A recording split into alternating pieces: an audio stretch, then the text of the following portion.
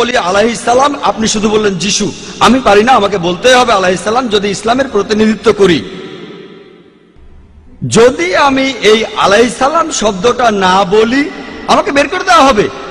অনভিজ্ঞ লোক এটা করতে পারে, আমাকে বলতেই হবে আলাইহিস সালাম। তাহলে সেই মুসলিম আসলে মুসলিম না, যে ঈসা আলাইহিস সালামকে বিশ্বাস করে না। আমরা মানি যে ঈসা আলাইহিস সালাম হচ্ছেন আল্লাহ সুবহানাহু ওয়া তাআলার প্রেরিত রাসূল। বিশ্বাস করি তিনি অলৌকিকভাবে জন্মেছিলেন কোনো পুরুষের হস্তক্ষেপ ছাড়াই, যেটা অনেক আধুনিক খ্রিস্টানি বিশ্বাস করে না। আমরা মানি যে তিনি আল্লাহর আদেশে মৃত মানুষকে জীবিত করেছিলেন। আমরা মানি যে তিনি আল্লাহর আদেশে জন্মান্ধ কুষ্ঠরোগীদের সুস্থ করেছিলেন। মুসলিম আর খ্রিস্টানরা এখানে এক। তবে আমি জানি আপনি কি বোঝাচ্ছেন। আপনি যখন বললেন যীশু খ্রিস্টকে বিশ্বাস করা, তার মানে কি বুঝিয়েছেন? যে তিনি ঈশ্বর, তাই না? ওনার মাইক্রোফোনটা অন করেন। যিশুকে বিশ্বাস করা বলতে কি বোঝাচ্ছেন? নবী হিসেবে বিশ্বাস করা? যিশুর এই কথাটা বিশ্বাস করি, আমি সত্য আর জীবনের একমাত্র পথ। এ কথার মানে কি? এর মানে যীশু খ্রিস্ট হলেন ঈশ্বর। ভাই এবারে বাইবেলের উদ্ধৃতি দিলেন। জনে আছে এই কথাটা। আমি আপনাকে রেফারেন্সটা বলছি, রেফারেন্সটা আমি বলছি, সমস্যা নেই। রেফারেন্সটা কি? জনের 14 নম্বর অধ্যায়। আপনিই বললেন। অনুচ্ছেদ? আমাকে বাইবেল দেখে বলতে হবে। জনের 14 অধ্যায়ের 16 অনুচ্ছেদ। ঠিক আছে? 16 নম্বর না, 6 নম্বর অনুচ্ছেদ, 16 নম্বর না। সরি মিস্টার নায়েক, আমাকে বাইবেল শেখানো লাগবে না। আমরা আপনার ভুল ব্যাখ্যাগুলো শুনে আমাদের ওয়েবসাইটে সেটার উত্তর দেব। ভালো কথা। ভাই আপনি উদ্ধৃতি দিচ্ছেন, আপনার ব্যাগে তো বাইবেল আছে, তাই না? ব্যাগ থেকে বাইবেলটা বের করে দেখেন। এটা গসপেল অফ জনের 14 নম্বর অধ্যায় 6 নম্বর অনুচ্ছেদ, 16 নম্বর না।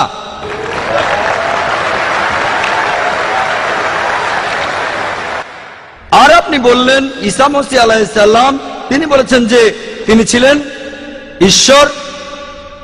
আপনার প্রশ্নতে পরে আসছি।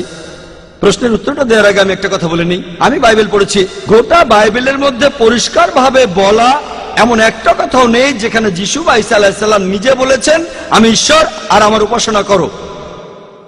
যদি কোনো খ্রিস্টান আমাকে দেখাতে পারেন গোটা বাইবেলের মধ্যে পরিষ্কার ভাবে বলা মাত্র একটি কথা যে ঈসা আলাইহিস সালাম নিজেই বলেছেন যে আমি ঈশ্বর আর আমার উপাসনা করো, তাহলে আমি ডক্টর জাকির নায়েক আজকেই খ্রিস্টান ধর্ম গ্রহণ করব।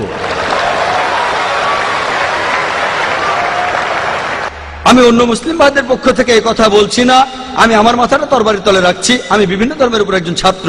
আপনি বাইবেল পড়েছেন আর আমিও পড়েছি বাইবেল। আপনি বললেন যে আপনাকে বাইবেল শেখানো লাগবে না। ঈসা আলাইহিস সালাম এই কথা নিজে বলেছেন, সত্যকে খোঁজো, সত্যই তোমাকে মুক্ত করবে। ইনশাআল্লাহ আজকে আপনি সত্য দেখবেন আর ইনশাআল্লাহ সত্য আপনাকে মুক্ত করবে। আমি কথাটা আবার বলছি, গোটা বাইবেলে পরিষ্কার ভাবে বলা এমন একটা কথাও নেই যেখানে যিশু বা ঈসা আলাইহিস সালাম নিজেই বলেছেন আমি ঈশ্বর আর আমার উপাসনা করো। আপনারা যদি বাইবেল পড়েন, ঈসা আলাইহিস সালাম তার নিজের মুখেই বলেছেন। এটা আছে গসপেল অফ জন 14 নম্বর অধ্যায়ের 28 অনুচ্ছেদে। বলেছেন আমার পিতা আমার চাইতে মহান। গসপেল অফ জন 10 নম্বর অধ্যায়ের 29 অনুচ্ছেদ, আমার পিতা সবার চাইতে মহান। গসপেল অফ ম্যাথিউ 12 নম্বর অধ্যায়ের 28 অনুচ্ছেদ, আমি ঈশ্বরের আত্মার সাহায্যে শয়তানকে তাড়িয়ে দেই। গসপেল অফ লুক 11 নম্বর অধ্যায়ের 20 অনুচ্ছেদ, আমি ঈশ্বরের আঙ্গুলের সাহায্যে শয়তানকে তাড়িয়ে দেই। গসপেল অফ জন 5 নম্বর অধ্যায়ের 30 অনুচ্ছেদ, আমি আমার নিজের থেকে কিছুই করতে পারি না, আমি এখানে বিচার করি আর আমার বিচার সঠিক, কারণ আমি আমার ইচ্ছায় কাজ করি না, আমার পিতার ইচ্ছায় কাজ করি। যদি কেউ বলে সে আল্লাহর ইচ্ছা মতো কাজ করে, সে একজন মুসলিম। ঈসা আলাইহিস সালাম একজন মুসলিম, তিনি নিজেকে ঈশ্বর বলেননি। বুক অব অ্যাক্টসে পরিষ্কার বলা আছে 2 নম্বর অধ্যায়ের 22 অনুচ্ছেদ, বলা হয়েছে হে ইসরায়েলের সন্তানেরা, একথা শোনো, নাজারেত শহরের যিশু ঈশ্বর প্রেরিত একজন পুরুষ তোমাদের মাঝে। সে অনেক অলৌকিক কাজ করবে, সেগুলো তাকে ঈশ্বর করাবেন, তোমরা তার সাক্ষী থাকবে। ঈশ্বর প্রেরিত একজন পুরুষ তোমাদের মাঝে, সে অনেক অলৌকিক কাজ করে দেখাবে, ঈশ্বর তাকে দিয়ে করাবেন আর তোমরা তার সাক্ষী থাকবে। তাই বাইবেল স্পষ্ট করে বলছে যে ঈসা আলাইহিস সালাম ছিলেন একজন মানুষ, তিনি আল্লাহ তাআলার প্রেরিত একজন রাসূল, কিন্তু আল্লাহ নন। গোটা বাইবেলের মধ্যে পরিষ্কার ভাবে এমন একটা কথাও নেই যেখানে ঈসা আলাইহিস সালাম নিজেই বলেছেন যে আমি ঈশ্বর, আমার উপাসনা করো। আপনি একটা উদ্ধৃতি দিয়ে সেটা প্রমাণ করতে চাইলেন যে গসপেল অফ জন 14 নম্বর অধ্যায়ের 6 অনুচ্ছেদে বলা হয়েছে যিশু ঈসা আলাইহিস সালাম নিজেই বলেছেন আমি সত্য আর জীবনের একমাত্র পথ, আমাকে ছাড়া আমার পিতার কাছে কেউ যেতে পারবে না। এখানে প্রসঙ্গ ছাড়া উদ্ধৃতি দিচ্ছেন। লোকজন পবিত্রকরণের আয়াত নিয়ে প্রসঙ্গ ছাড়া উদ্ধৃতি দেয় দুর্নাম করতে। একইভাবে খ্রিস্টান মিশনারিরা বাইবেলের প্রসঙ্গ ছাড়া উদ্ধৃতি দেয়। আপনাকে একটা সত্য কথা বলি, আপনার বাইবেলটা খোলেন, যদি সন্দেহ থাকে বাইবেলটা খোলেন, প্রসঙ্গ জানতে 1 নম্বর অনুচ্ছেদটা পড়েন। গসপেল অফ জন 14 নম্বর অধ্যায়ের 1 অনুচ্ছেদ বলছে যে তোমরা ভয় পাচ্ছ কেন? যিশু আলাইহিস সালাম বলছেন, যদি তোমরা ঈশ্বরকে বিশ্বাস করো তাহলে আমাকে বিশ্বাস করো। আমার পিতার রাজ্যে অনেক প্রাসাদ আছে, আমি সেখানে গিয়ে তোমাদের জন্য জায়গা তৈরি করব। আমি যখন যাব আমি তখন বলবো। শিষ্যরা বলল, আপনি কোথায় যাবেন? তোমরা জানো না আমি কোথায় যাব? তারা বলল না। তখন শিষ্যরা বলল যে আমাদের পথ দেখান, আপনি যেখানে যাবেন। তখন যিশু আলাইহিস সালাম বললেন, আমি সত্য আর জীবনের একমাত্র পথ। শিষ্যরা তখন বলল ঈসা আলাইহিস সালামকে যে আমাদের সেই পথ দেখান। ঈসা আলাইহিস সালাম তখন বললেন, আমি সত্য আর জীবনের একমাত্র পথ, আমাকে ছাড়া আমার পিতার কাছে কেউ যেতে পারবে না। আমরা মানি যে নবীগণ যখন এসেছিলেন প্রত্যেক নবী ছিলেন সত্য আর জীবনের দেখানো পথ। সেই নবীদের ছাড়া কোনো মানুষই আল্লাহর কাছে যেতে পারতো না।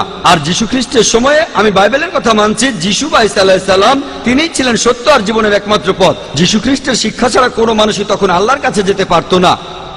মুসা নবীর সময়ে তিনি ছিলেন সত্য আর জীবনের পথ। মুসা আলাইহিস সালামের শিক্ষা ছাড়া কোনো মানুষই আল্লাহর কাছে যেতে পারতো না।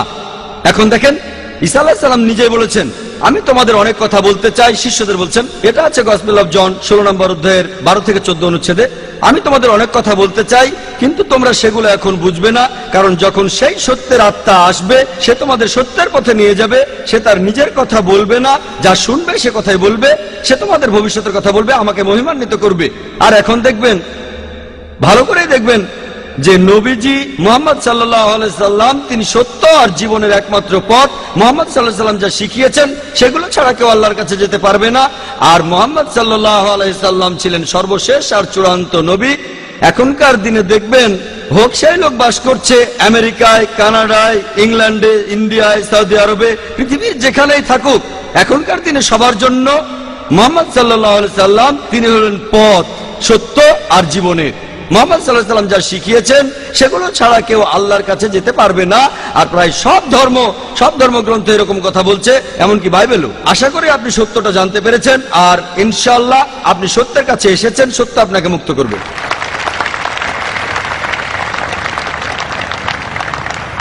স্যার, আমার নাম এল রবিশঙ্কর শ্রীধর। আমি বর্তমানে বিইডি কলেজের প্রিন্সিপাল হিসেবে আছি। আমি অন্য ধর্মগ্রন্থগুলো পড়েছি, যেমন বাইবেল, কোরআন, হাদিস ইত্যাদি। এছাড়াও আমি মুসলমানদের নামাজ পড়ার নিয়মও শিখেছি। স্যার, একটা হাদিস বলা আছে, নবীজি সাল্লাল্লাহু আলাইহি সাল্লাম এক সিরিয়ানকে বলেছেন যে ধর্ম বদলানোর দরকার নেই, আর তুমি কালিমাও বলো না, তখন প্রয়োজন ছিল।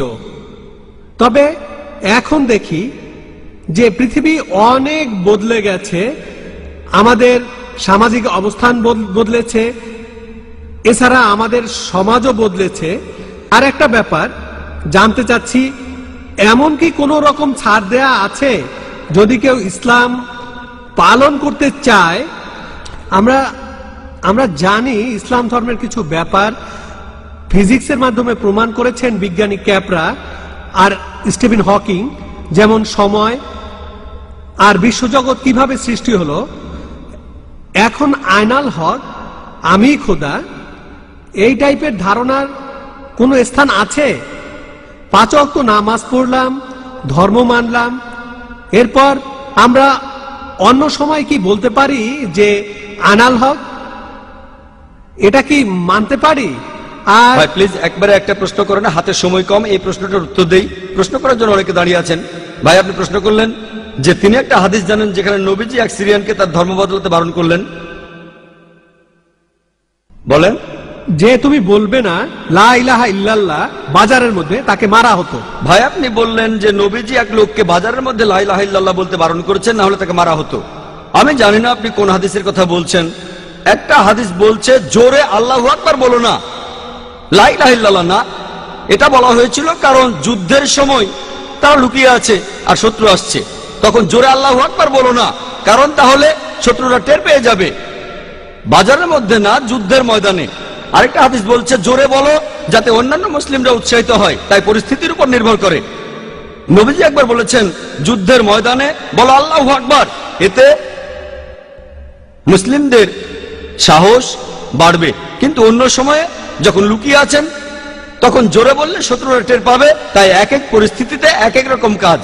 আপনার প্রশ্নে আসি, ইসলামের পাশাপাশি অন্যান্য জিনিস মানা যাবে কিনা, যেমন সক্রেটিস বা অন্য কারো কথা বা কোনো বিজ্ঞানীর কথা।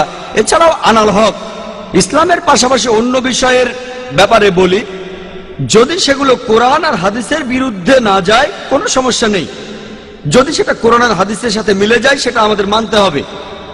সেটা হতে পারে যে কোনো বিষয়, হোক বিজ্ঞান, ভূগোল বা ইতিহাস, হোক হিন্দুইজম, খ্রিস্টান ধর্ম, ইহুদি ধর্ম। যদি সেটা পবিত্র কোরআনে উল্লেখ করা থাকে তাহলে সেটা আমাদের মানা ফরজ। যদি সেই কথাটার উল্লেখ কোরআনে না থাকে আর কোরআনের বিরুদ্ধে না যায় সেটা মানতে পারেন মুবাহ, ঐচ্ছিক। কিন্তু যদি সেই কথাটা কোরআনের বিরুদ্ধে যায় সেটা হারাম, সেটা নিষিদ্ধ। এই তিনটা হতে পারে, তিনটা ফলাফল পাবেন। আপনি বললেন যে ইসলাম তাওহীদে বিশ্বাস করে, 5 ওয়াক্ত নামাজ। ইসলাম আনাল হকে বিশ্বাস করে কিনা? আনাল হক নিজেকে আল্লাহ দাবি করা, এটা শিরক, এটা তাওহীদের বিরুদ্ধে যায়। এটা বলতে পারেন না যে আপনি তাওহীদও মানেন আবার একাধিক ঈশ্বরে বিশ্বাস করেন। আপনি তাওহীদ মানেন আবার বলছেন আমি আল্লাহ, দুটোই আসলে বিপরীত। যদি কেউ এমনটা বিশ্বাস করে যে সে আল্লাহর একটা অংশ, সে তাওহীদ মানতে পারে না, সে মুসলিম নয়। দুটো বিপরীত জিনিস। কিন্তু অন্য ব্যাপার কোরআনের সাথে মিললে সমস্যা নেই, আর কোরআনের বিরুদ্ধে না গেলে সমস্যা নেই। আশা করি উত্তরটা পেয়েছেন। এবারের প্রশ্ন মহিলাদের মধ্য থেকে। কোনো অমুসলিম বোন প্রশ্ন করতে চাইলে তিনি মাইকের সামনে এসে প্রশ্ন করতে পারেন।